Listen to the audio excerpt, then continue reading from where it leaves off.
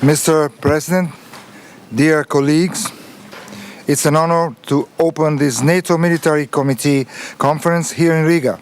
A city whose history reminds us that freedom is never given, only safeguarded.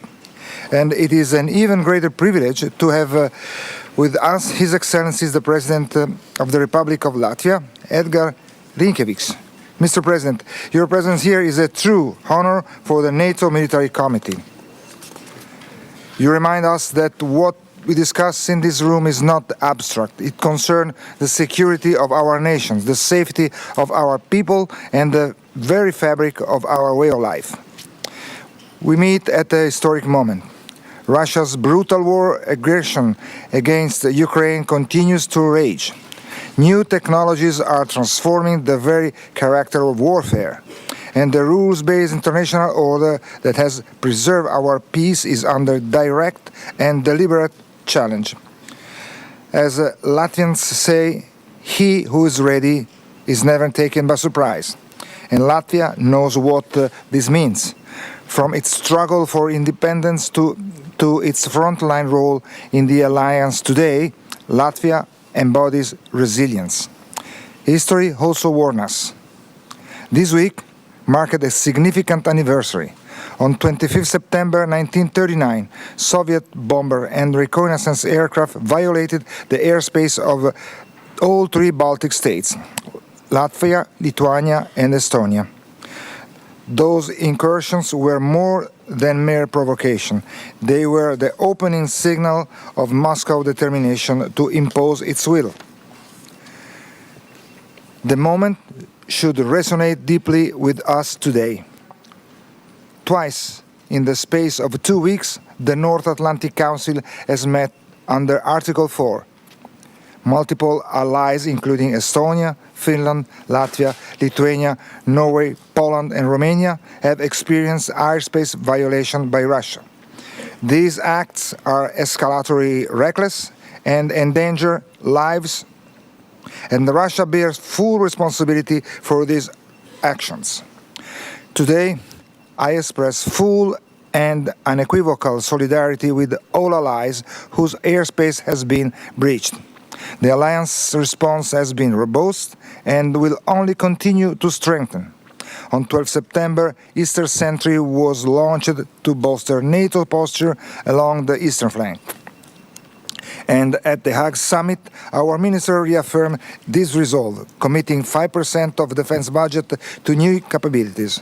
Ladies and gentlemen, this gathering of the chief of defense of each NATO ally together in the Baltic region is a testament to our strength and solidarity. Mr. President, I would like now to give you the floor for your opening remarks. Well, thank you very much. Thank you, Chair, Admiral, Generals, Admirals, distinguished members of the Military Committee. It is my real pleasure to welcome all of you here in Latvia for your NATO's Military Committee conference. This is actually the first meeting of the senior NATO military leadership after the NATO summit in The Hague. It was a decisive shift in alliance's resolve to make NATO stronger, to make the alliance more capable and more lethal by investing 5% of GDP in defense. At that summit, we all reaffirmed our commitment to NATO, to the strongest alliance in history, and also we reaffirmed our commitment to the transatlantic bond. But I'm sure that we all acknowledge that is also a test case for Europe's ability to step up, for allies each individually, and also for Europe as a whole to shoulder a fair share of defense expenditure. I think that we can all say that it is in our interest to fill NATO's new generation of defense plans with required forces and capabilities. As I've said yesterday when I was hosting you in the Riga Castle, and I want to repeat that also here today, this is not so much about Excel sheets, it's not about political slogans, but it's about real capabilities that each and every army, each and every navy, each and every air force need currently to counter all the emerging threats and also traditional threats. From our perspective, the threat assessment is clear. Russia poses a long-term threat to Euro-Atlantic security. Terrorism remains a persistent threat. Europe and the alliance is being tested in every way possible. So that the task is to equip our forces for the threats and challenges of today and those of tomorrow. And we must do that across all domains, to uphold the fast technological advances and to mobilize our defense industries. And we also know that the best way how to defend our countries is a deterrence, but that deterrence must work. Admirals, generals, you can be assured that Latvia continues to invest all our efforts in our own defense capability development. We are committed to invest 5% of GDP in defense already very soon. As a direct neighbor to Russia and Belarus, we know our responsibility to strengthen the external border of NATO and the European Union. This includes countering the daily illegal migration pressure as part of Russia's and Belarusian hybrid tactics. That has amounted already to more than 10,000 deterred migrants on our border this year alone. Baltic Defence Line is aimed at enhancing the military infrastructure along the three Baltic states. We are advancing our host nation support for allied troops. I just want to express one more time our profound gratitude to all allies present with their forces and capabilities in the Multinational Division North and NATO's Multinational Brigade in Latvia, under the very capable leadership of Canada. Brigade has become fully operational and combat ready. Let me also say that another mission that NATO has launched, the Baltic Sentry, has proved its effectiveness in constraining Russia's shadow fleet activities. Chair, commanders, members of the military committee. The immediate priority today is clearly air defense. As Admiral already noted, Russia continues a pattern of provocations, most recently recklessly violating the airspace of Poland and Estonia. And here I really want to thank and welcome NATO's immediate response commencing Eastern Sentry. This serves as a tangible example of NATO's decisive response. The intensity of Russia's drone attacks against Ukraine has created incidents in several allied countries, among them also here in Latvia. This is the reality we face. This is, to some extent, not anymore even new reality. The response should continue to be robust, transforming Baltic air policing to a Baltic air defense mission with respective rules of engagement should be a priority. In addition, ensuring we collectively make the best use of technological advancement to counter drone systems.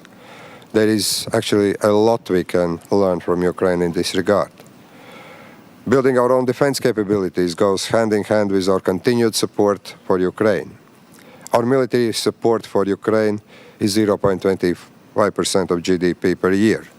And we have added to this a further commitment of 5 million euros to NATO's prioritized Ukraine requirement list, or PURL initiative, to buy weapons from the United States to Ukraine. I think that we should continue to do our utmost to help Ukraine. To conclude, let me underscore the resolve and unity of NATO as our stronghold. Russia should be in no doubt that NATO and allies will employ, in accordance with international law, all necessary military and non-military tools to defend ourselves and to deter all threats from all directions. A clear deterrence message to Russia and reassurance to our own societies. Thank you. Thank you, Mr. President. I now give the floor to General Budans. Kaspar, brother, you have the floor. Thank you, Mr. Chair. Your Excellency, State President, Admirals, Generals, dear colleagues. It's great honor for myself and our armed forces to welcome you here in Riga for the NATO Military Committee Conference, as it was told first time here in Riga in this format. This gathering comes at a decisive moment for the alliance as we meet on the NATO's eastern flank to reaffirm the unity, cohesion and resilience that forms the foundation of the Euro-Atlantic security. Europe today faces hostility that strikes at the heart of our stability and the very principles upon which NATO was founded. Russia's war against Ukraine has become a testing ground for modern warfare, where conventional force is fused with cyber attacks, disinformations, and new technologies, such as mentioned drones and electronic warfare. But Ukraine is not only defending its sovereignty, it is defending the credibility of the international order. For us, supporting Ukraine is both a moral duty and a strategic necessity. Russian aggression extends beyond Ukraine. It's part of a broader campaign against our continent, and its impact is felt globally. From energy blackmail and economic coercion to attempts to reshape international norms in Europe, in Africa, and beyond. We are witnessing 360-degree threats that encompass airspace incursions, disinformation campaigns, cyber attacks, and the manipulation of democratic institutions. These actions, of course, are designed to sow division, undermine our trust in our societies and in us, and weaken the cohesion of NATO and the EU. Therefore, we must see Ukraine not as a final objective of this aggression, but as a front line of a contest that spans regions and domains. But the alliance has responded with determination. The recent airspace violations reminded us that our security cannot be taken for granted.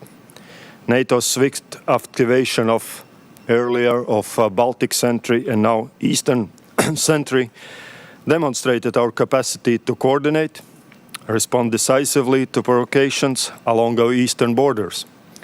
This is deterrence in action, and it sends a message far beyond Europe. But deterrence requires constant efforts. NATO's collective defense is built on the strength of every ally, sharing both the framework and the responsibilities.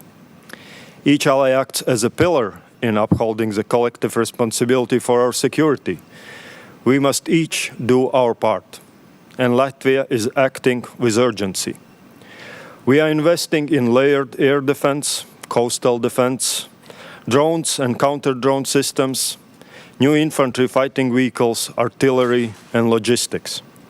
The development of new training range, Celia, soon to be one of the largest in Europe, will significantly expand our readiness and interoperability with allies. Our priorities in years to come will continue to be ensuring credible deterrence and strengthening our defense, including increasing allied presence, improvement on our own capabilities, development of infrastructure, and increasing personnel. Although military strength is a corner of our security, it should be complemented by resilience of our societies. The nature of conflict is evolving, and resilience has become critical as a firepower. This is not only about Latvia, it's about the alliance as a whole.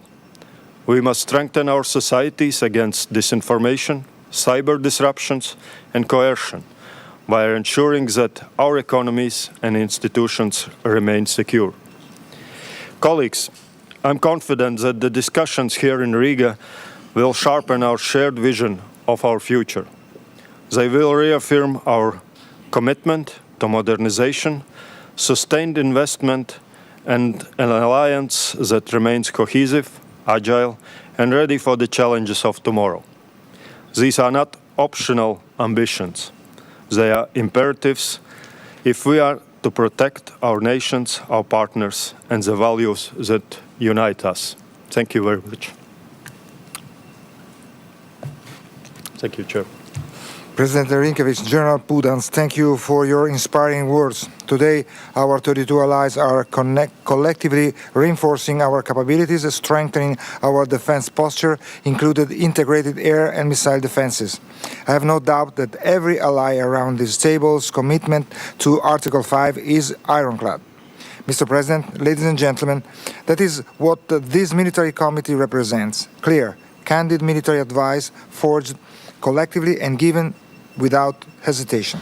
Mr. President, esteemed colleagues, let us seize this day in Riga not only to discuss but to strengthen the resolve that binds our alliance for our nations, for our people, and for those who will inherit the peace, freedom, and unity we defend today and always. But before we continue, it is our sacred duty that we pause now and dedicate a due moment to recognize the service of all men and women in uniform who relentlessly defend our freedom and share our values. Especially in these challenging times, they are the spearhead of our deterrence.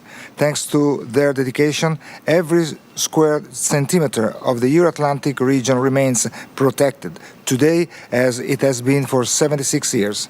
On behalf of the NATO Military Committee, I wish to acknowledge their unwavering commitment, steadfast dedication, and remarkable courage in safeguarding our citizens. In particular, our thoughts are with those who have sacrificed their lives or sustained injuries during their service. Let us take a solemn moment to honor them and show our respect for their sacrifice. They will never be forgotten. Please let us rise.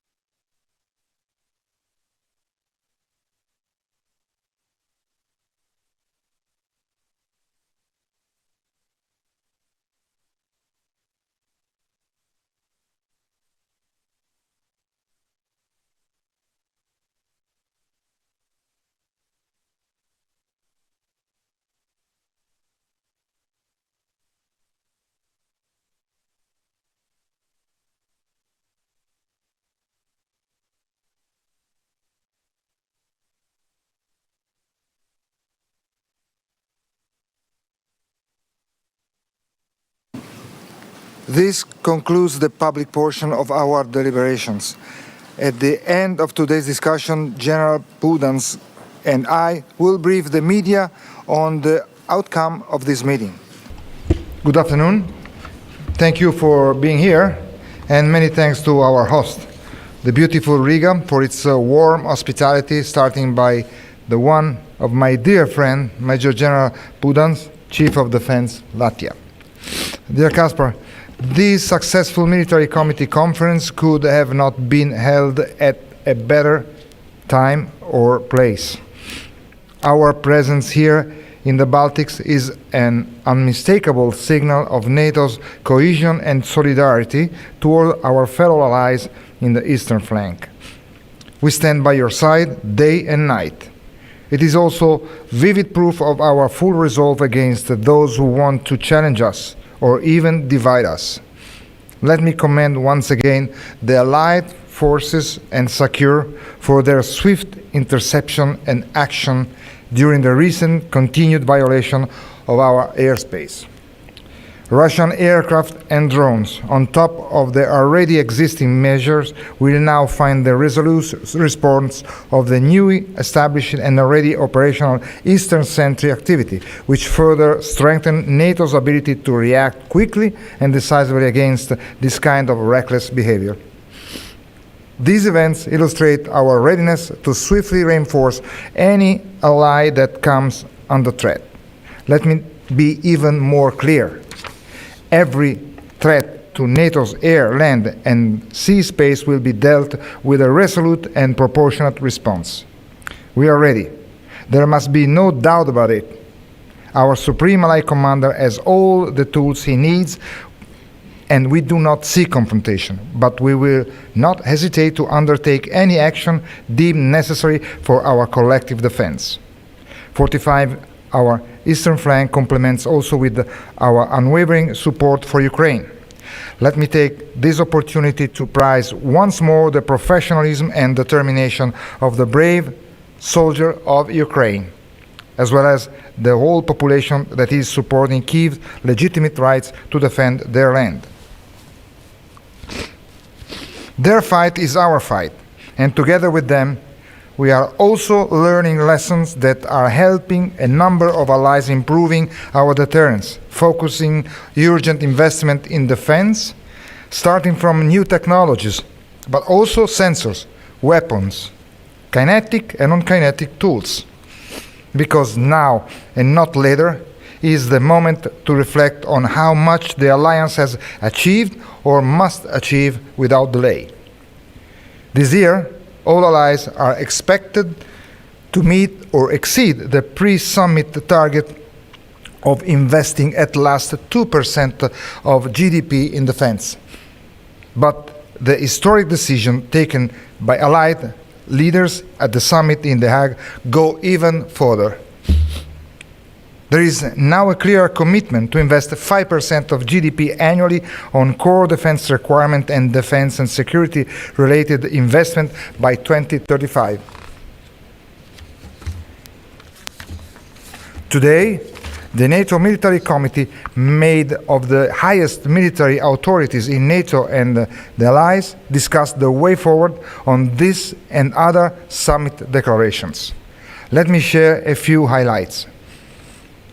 In relation to the implementation of the summit decisions, we confirm that we stand at a crucial point of the enablement path, starting from our action plan to integrate the new defense investment commitment into our regional plans. The good news is that results are already being delivered. The ongoing progress is placing NATO allies in the optimal position to better deter and defend against the alliance's main and future threats in a multi-domain environment. Furthermore, we concur that the expansion of our transatlantic defense industrial cooperation will help harness emerging technology and promote innovation. We also reiterated our priority about protecting our critical infrastructure and defending our network against destabilizing and hybrid activities, including the cyber attacks targeting airports, as we are continuously experiencing. That said, it is paramount to stress that these, among others, are challenges the military cannot tackle in isolation. It is mandatory that we bolster our civil preparedness to improve the individual and collective capacity to better respond and recover from potential shock and disruptions. This is what we call a whole-of-society approach to security, based on a shared, solid culture of defense. Ladies and gentlemen, I conclude by saying that this has been, without doubt, a momentous conference. Many takeaways and action items, all linked by one leitmotif: stronger together, now. And let me thank again all the Allied Chief of Defense, SACEUR and SACT, who make sure our unity remains our biggest strength. Kaspar, brother, the floor is yours. Thank you, Admiral. Thank you for your kind words and thoughtful words, and particularly for guiding today's discussions with focus and purpose. It was both an honor and a privilege for our armed forces of Latvia to host this year's NATO Military Committee Conference here in Riga. Your presence here is not only our shared commitment to collective security, but also the unity of our alliance. The Russian Federation has been deliberately violating NATO airspace over the past few weeks. Despite being concerning, these actions are neither new nor isolated. They are part of a wider campaign of intimidation and aggression that seeks to destabilize the region, test our unity, and challenge the credibility of deterrence. To be clear, NATO and the NATO Latvia are prepared to defend every single centimeter of NATO territory. Our national and regional defense plans are structured around the principle of fight tonight, now, as the chairman mentioned. While we hope for peace, we prepare for war, because preparation is the surest path to readiness. To that end, Latvia has made substantial progress towards strengthening our military capabilities. We have ongoing procurements and deliveries of advanced medium-range air defense system, coastal defense missiles, and modern rocket artillery. These additions mark a decisive step towards enhancing both our national defense and our contributions to the collective strength of the alliance. Moreover, Latvia has positioned itself as one of the frontrunners in the development and integration of autonomous systems and drone technologies. In today's rapidly evolving battle space, these tools are no longer optional. They serve as critical enablers of combined arms operations, offering enhanced situation awareness, precision engagement, and operational flexibility. We are also in the process of implementing a layered air defense system, a comprehensive network designed to detect, track, and neutralize hostile multiple forms of detection and interception, creating a robust shield over our territory and our people. Our decisions are grounded in reality. We know that these actions work, because this is precisely what Ukraine has done in their heroic defense against Russian occupation. Ukraine's resilience, innovation, and tactical adaptation has inspired many of us. Latvia will continue to support Ukraine and its defenders in their just and sovereign struggle. As you all heard from Chairman, Russia continues to actively challenge the peace and security of the Euro-Atlantic area and beyond. Its provocations, whether it's through violations of airspace, cyber attacks, or disinformation campaigns, are all deliberate tests of our resolve. Such provocations demand a swift, coordinated, and strategic response. We must continue to strengthen our defense capabilities across land, sea, and air. The credibility of our deterrence lies in our readiness to act decisively across the full spectrum of threats. In response, NATO Eastern Sentry is testament to our collective understanding of these threats and our willingness to meet them head-on. It is a framework that enhances our defensive posture, deepens our cooperation among allies, and sends a clear signal to any adversary that NATO stands united. In concluding, I extend my sincere gratitude to every participant into today's discussion. This conference is reaffirmation of our common purpose, a platform for strategic alignment, and a symbol of steadfast determination to defend the peace and prosperity of our nations. Thank you. Admiral General, thank you very much. And now the floor is open for questions. Yes, please. Your name and agency, please. Aaron Aglitas, Bloomberg News. A question to the Admiral. Given the airspace violations we've seen in Eastern Europe, should we expect the air policing mission to change to an air defense mission in the Baltic states? Well, considering that these events are pretty recent, I mean, all of them are still going into investigation. And of course, we need also to a fundamental point, which is attribution of what happened. It's still, I would say, still premature to try to assess and go so further. I mean, this could be an option, depending on what will be the final assessment on what is trying to be investigated right now. I would say that this could be one of the options, but not the option. Patrick? Thanks. Patrick Tucker from Defense One.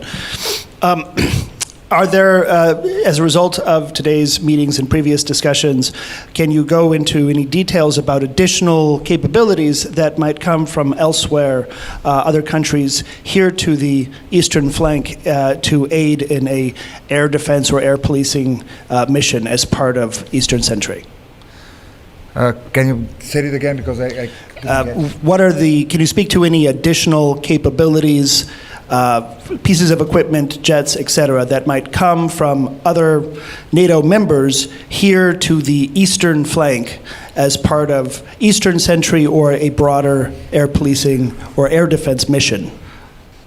Well, just consider Eastern Sentry is just a brand new operation, which is pretty much following the Baltic Sentry architecture.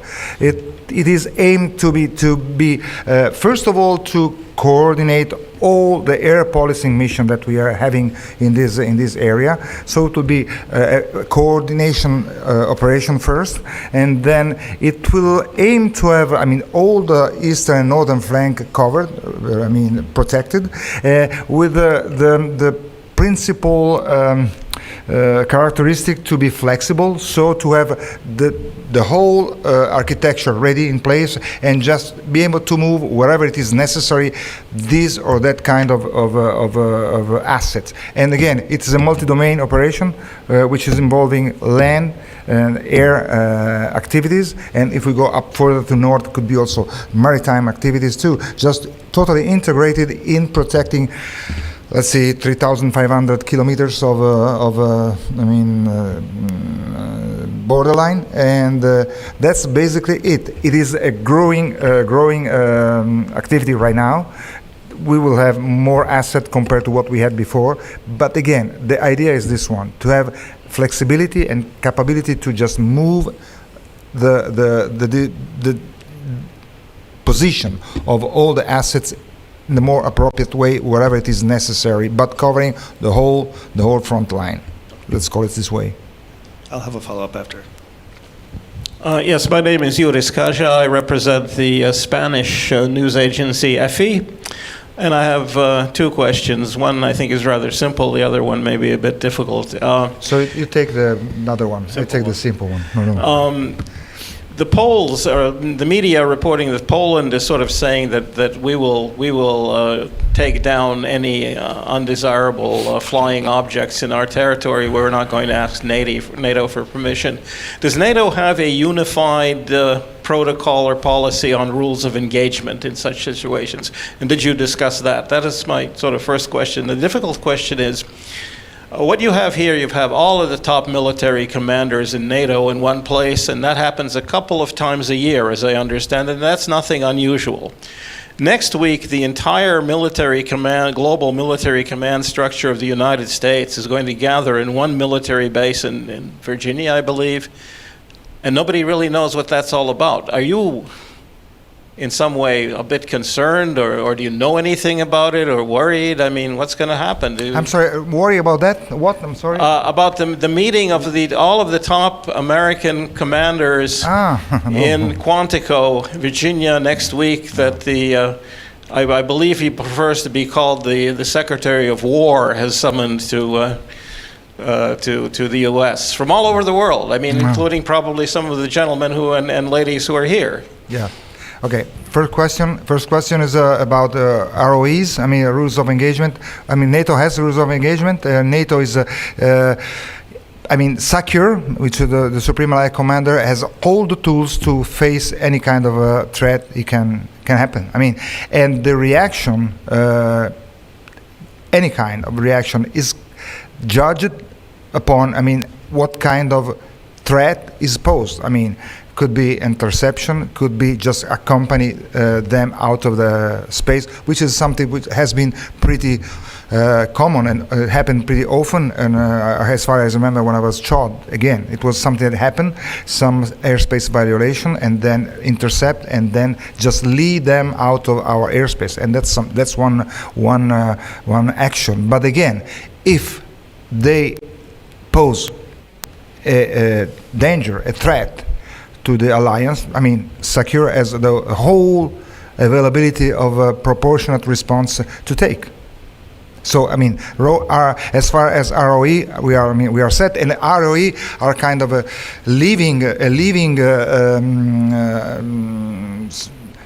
tool that can evolve as far as the threat is changing in getting, more, say, reactive or less reactive, depending on how is the threat and what we assess the threat is. And the assessment goes up to the pilot. For example, just let me take for example a drone. Whenever they decide to shut it down with the appropriate chain of clearance, they also, for example, take into consideration what is down, what's the debris could cause. It's just part of the process of decision making, which goes from the supreme allied commander up to the pilot in flight. That's basically it. As far as the reunion, it's a kind of new.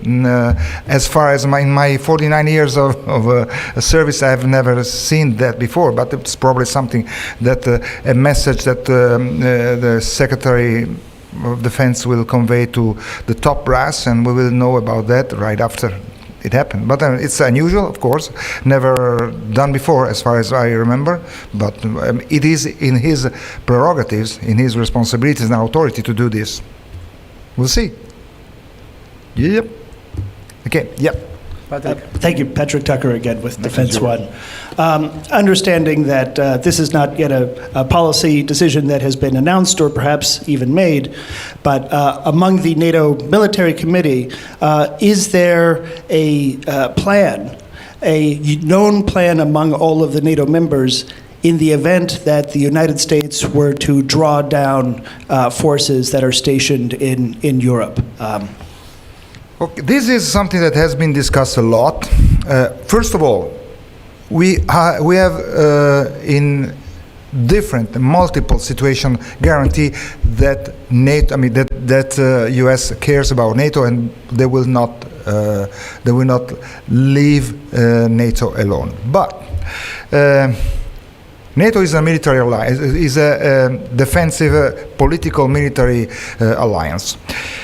Let's assume that one of the allies, the bigger one, needs to reorient some of his energies from some other direction in which he supposes that threat is coming. First of all, the further away you intercept the crisis, the better it is for the alliance, of course. So let's assume that it is from the Indo-Pacific. Okay, and so we will witness a partial disengagement, but not to leave NATO alone, to just face other threats, which have impact on NATO too, by the way, with the connection we do have on today's geopolitical situation. So nothing wrong. I mean, the alliance, if it is a mature and strong alliance that, like we are after 76 years, we are going to fill the gap and just reshuffle everything and just make it happen.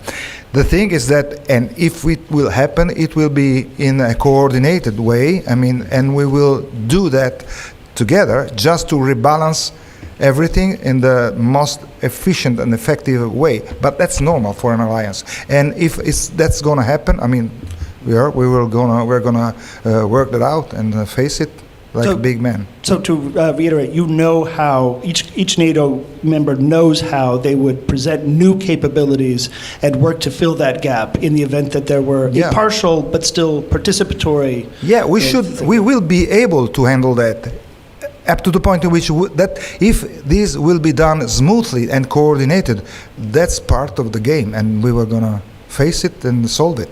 Okay. Can I ask one of the Lithuanian General, the NATO Center for Strategic Excellence is here in Riga, works on information campaigns. Can you comment at all on what you are anticipating in terms of adversarial disinformation, particularly in the coming months and particularly around the Moldovan election, or just here across the Baltic states in general? The disinformation mean? Disinformation, yes. Yeah, it's something, okay, it's for Kaspar. No, either of you, please. Do it, please. Final for me, but you will have a chance to comment. But I think this is something not new in this area, and this is something I addressed in my introductory notes, that attempts to disinformation and bringing some uncertainty into our society particularly dividing our society from us, from institutions, state institutions, probably undermining our capabilities, something we're seeing years already along. Of course, it's sometimes peaks up and downs depending on the situations or current events, particularly if we are announcing some new support to Ukraine or some new initiatives, we might see some increase in these activities, particularly focusing, because it's cheap way how to achieve some effects, and we can expect that it will continue. But this is something we have been paid a lot of attention. This center, for example, is for this, that we can timely monitor, identify these potential risks, prepare contingency plans, how to tackle them, where we should react, where we probably just ignore these messages, but mainly to safeguard our unity, our cohesion, because this is what this information is, disinformation campaigns is, to sow the division between us. These boundaries, what is on the maps between our countries, in our legislations, in our traditions, is the most vulnerable places. But through the organization, through planning, we dissolving these boundaries into our military operations, but also our societies needs to be much more integrated. And I think we spoke also a lot about resilience of our societies. And this is one part, being resilient against disinformation. And that's what we need to train all into this area. We have time for, yes, please, in the back. Andris Idas, Reuters. I have a question to Admiral Dragone. It's about the European Union wall of drones idea. Is it wise for the European Union to undertake a project like this, the drone wall, or should it be a project of NATO? And more generally, what is needed to protect Europe from drones, from drone incursions? I go? It was for you now. Yeah. Can take it as well. We are working on counter UAS evolution with our Supreme Allied Commander for Transformation in Norfolk, going through all the availability and all the possibility that we can have to face this kind of threat. Of course, we have been doing our job with the F-35, with the F-18, and with something else. But of course, we are striving for something which is, balanced compared to the threat. Cost effective. And the wall drone, I'm not very familiar with that, but we are working within the alliance and with the partners, and the European Union is one of the partners. So the study we are doing, the study that the Supreme Allied Commander for Transformation is doing to give the alliance a reliable, affordable, effective system is taking into consideration also European Union. Also because consider that European Union has a pretty good leverage and grasp on the industry, on European industry. So that could be a key point in having everybody involved in finding this kind of solution. So basically, we are working. They are working. SACT is working with them, and I think we will find a solution which would be beneficial for all of us. Also because if they into consideration the NATO eastern flank is pretty much the same that the European Union eastern flank. We are gonna have a beneficial effect together. Yuris, you have another question? Yep. Please. Yeah, my question is to Major General Pudans. The media have been reporting, we reported it first already in June, and now the Daily Telegraph picked it up, is that the Estonians are willing to have nuclear-capable F-35s stationed there. Do you, as the head of the armed forces, have a position on whether that would be a good thing to also have nuclear-capable aircraft stationed in Latvia? All our capabilities, what we're developing, is very much focused on being able to host allied troops wherever it's needed into our defense plans or deterrence requirements. Our capability stands there that it is available also for this type of jets being landed here. I think it will bring, of course, quite credible and robust deterrent signal and reassuring signal for our societies. Tactically, we still base or operationally base our advice, collectively made advice, on seeing where these kind of assets to be deployed. But from the perspective of reassurance or signaling, that was one of topics over these last couple weeks, and also previously when we are most voicely advocated for increasing our air policing options and increasing our deterrence. And of course, Eastern Sentry is something we will have these assets deployed in a region and will be ready to host. Either it's nuclear capable or others. If multi-role, it's most what we need here to demonstrate our resolve. Thank you. Ladies and gentlemen, thank you very much for attending this press conference. This concludes this meeting, and see you soon. Thank you very much. Thank you. Thank you.